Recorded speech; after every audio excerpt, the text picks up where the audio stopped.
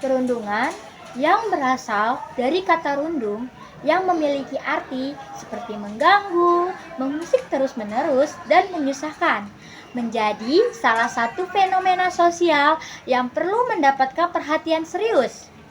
Arti mengacu pada Kamus Besar Bahasa Indonesia atau yang sering kita sebut KBBI.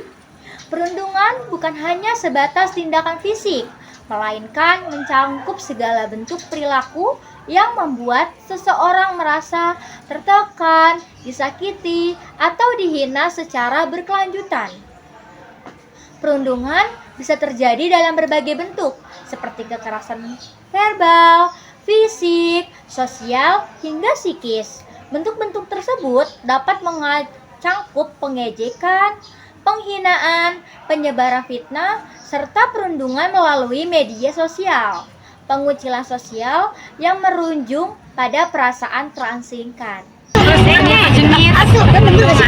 Satu, perundungan fisik, yaitu tindakan seperti mengganggu, menjahili, atau menyakiti orang lain secara fisik. Perundungan fisik dapat berupa menendang, memukul, mencubit, mendorong, dan menghancurkan barang milik orang lain.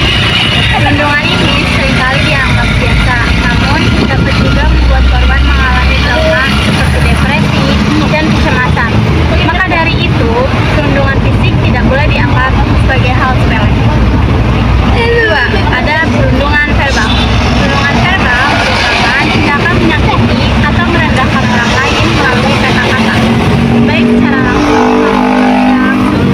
Perundungan ini bisa berupa hinaan, ejekan, ancaman, komentar jahat, hingga penyebaran gosip atau fitnah. Perundungan ini seringkali diabaikan padahal dampaknya tidak hanya secara emosional, tapi juga mempengaruhi kepercayaan diri, motivasi, dan kesehatan mental. Ketiga, perundungan seksual. Perundungan seksual adalah bentuk tindakan yang mengandung unsur pelecehan, penghinaan, atau penyalahgunaan unsur seksual terhadap seseorang. Perundungan ini bisa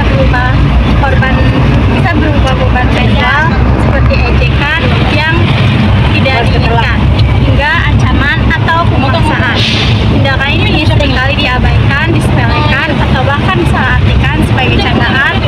Dan perundungan ini juga seringkali mengalami dampak psikologis yang berat seperti malu, trauma, ketakutan, bahkan gangguan mental. Cara penanganan untuk korban perundungan dan pelaku perundungan. Yang pertama yaitu cara penanganan untuk korban perundungan terbagi menjadi 4. Yang pertama ada mendengarkan dengan empati. Biarkan korban menceritakan pengalamannya tanpa menghakimi atau menyalahkan.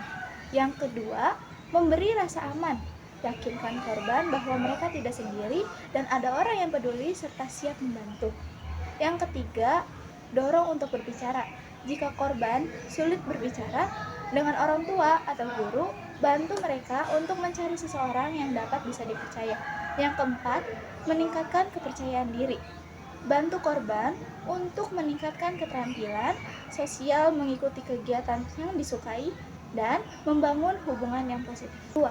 Cara penanganan untuk pelaku perundungan terbagi menjadi 3, yaitu yang pertama memberikan sanksi yang mendidik, seperti meminta pelaku untuk melakukan layanan sosial atau mengikuti pelatihan anti perundungan.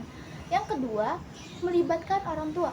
Orang tua harus diajak bekerja sama dalam membimbing anak agar tidak mengulangi tindakan perundungan tersebut. Yang ketiga, memahami dampak perbuatannya.